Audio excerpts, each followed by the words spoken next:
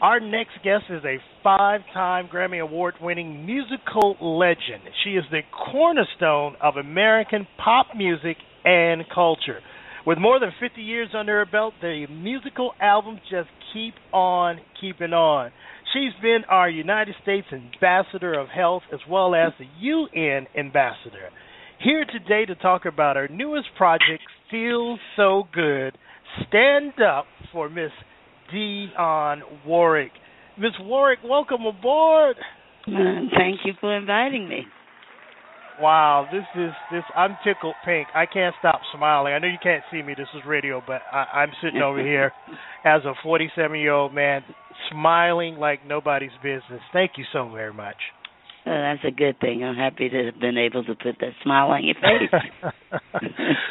so let's dive in, Miss Warwick.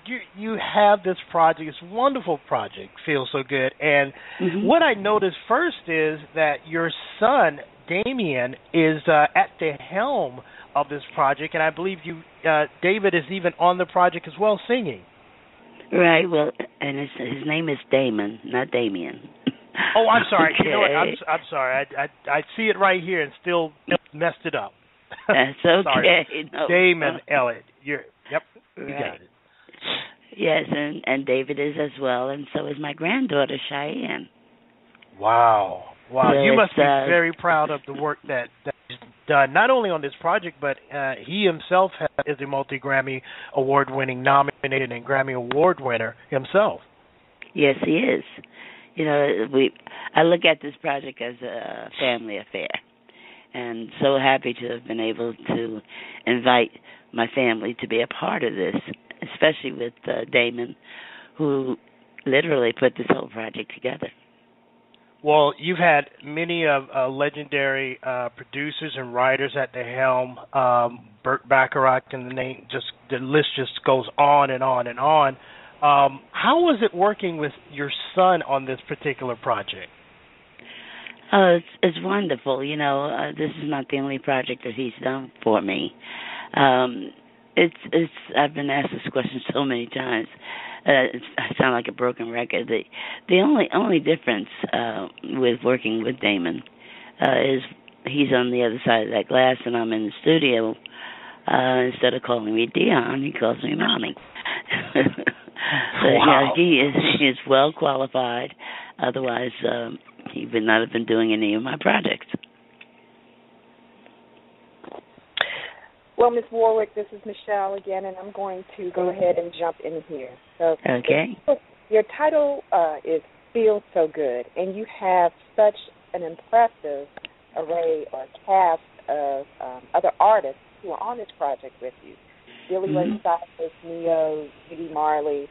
So it's almost like this whole tone of you shines through. What I mean by that is it's the same tone of kind of unity and respect and relationship that has been reflected in some other collaborative projects. And what I have in mind specifically is that's what Friends are for. So just in terms of that whole tone of unity and respect and relationship, how close are those kind of close to your personal constitution and core values of a person, since we see them kind of pervasive throughout your music and just what you give to us through your music? Well, it's very, very important, I think, to let people know who I am.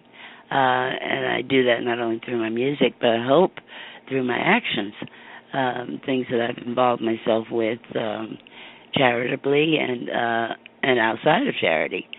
It's an easy thing for me because I first of all, I like me, and I try to do what my grandpa told me many, many years ago, that we were all here put on this earth to do, and that was to be of service to each other. And even as you're saying, it's an easy thing for me because I like me. Because not only are you a legend in terms of music, but in terms of beauty and glamour, you're an icon in that regard as well. Many posts of those who have seen you perform recently, and of course they enjoy the music that you're bringing and the joy that you bring through the music, but your ability to sustain your beauty. And I'm talking about your outer beauty, but I can't help but to think it's just a manifestation of what you have going on inwardly. So what would you say to women who these days just hear so many voices, so many competing voices through media and so forth about what true beauty is? I wish I had the answer. The only thing that comes to mind basically is be who you are, as opposed to thinking of trying to be what and who someone else is. It doesn't get any simpler than that. It's one of those things where it's very simple but very deep, and unfortunately not all get it. Well, I think if you grow to the point where, you're very important to the world, everybody is. That's what makes the world go round. And each one of us have our own things that we want to do and wish to do, and unless we pursue it, it's not going to come to you. Nothing really is handed to you. And Billy Preston put it so very, very clearly. Something for nothing means nothing. That's exactly what it all boils down to. Wow. Ms. Warwick, I believe we've got a caller if you have time to take one of your fans who has a question for you. Is that okay? Sure. Caller from Atlanta, you are on live with Ms. Dionne Warwick. What you got? Ms. Warwick, my name is London Arrington, and first I just want to say it's an honor just to be able to just to address you. If I finish and you don't say anything, I'll still be happy. You know what I'm saying? just to be on the phone with you is an honor. But I actually want to start out with I have a question, but I just want to make a statement. I'm not really sure when the live album came out or when the actual performance was, but you have a live version of Make It Easy on Yourself where the piano player plays a chord, and from that you start the song Make It Easy on Yourself just from that one chord. There's no intro, there's nothing. He just goes bling, and you say Make It Easy on Yourself, and the key that you have it in is right up under, it's right between, it's like right just below your chest and your head voice, and you start that song off flawlessly. And every time you say easy, you have to go into full voice and then go back to your head voice. And the reason I'm talking about that live performance and that particular line of that song is because there are certain people who have some people who have a talent, and then some people who have a gift vocally. And I study music because I'm a singer. Like your son worked with my brother when he was in Houston with Matthew Knowles. Okay. And he taught your son, Damon, taught my brother a lot about singing and the industry, and he was a catalyst for him being able to make it to where he is today.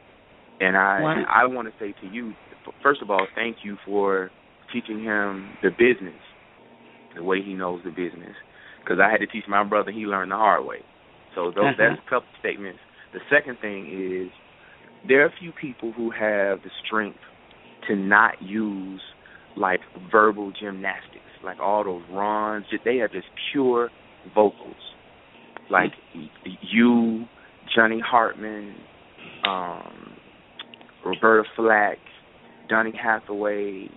Some people just have pure vocals, and your voice is so strong on some of these songs that people don't realize that they can't do it. That's why they use verbal gymnastics. So when I work with artists, especially female artists, I'm like, if you want to hear what note placement is, if you want to, you can deal with Seth Riggs all you want to, but if you want to listen to something and try to perfect your voice and make it stronger, listen to people who understand vocal placements.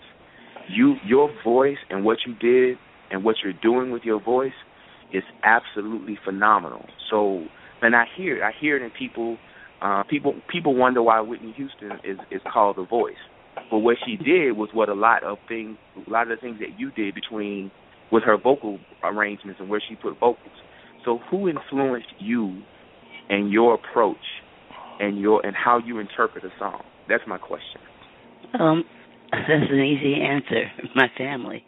I come from a family of singers, and each one of them have incredible voices. So I guess you have to look at me and Whitney, and I have another cousin, Felicia, my sister Dee Dee, God rest and bless her. we all come from that ilk of voices. So I'm kind of a Duke's mixture of everybody's voice in my family. Wow. Okay. I would love to hear the family reunion of people just doing something in their household, because there's some things that you've done with your voice, like the live album that I'm talking about. Mm-hmm. It's crazy. I listen to it all the time because I'm a vocalist and I study people who have really strong and really good vocal approaches. My second question, and then I'm gone, is a lot of people think that Whitney Houston was one of the first people to have massive appeal with a soulful voice. Mm-hmm.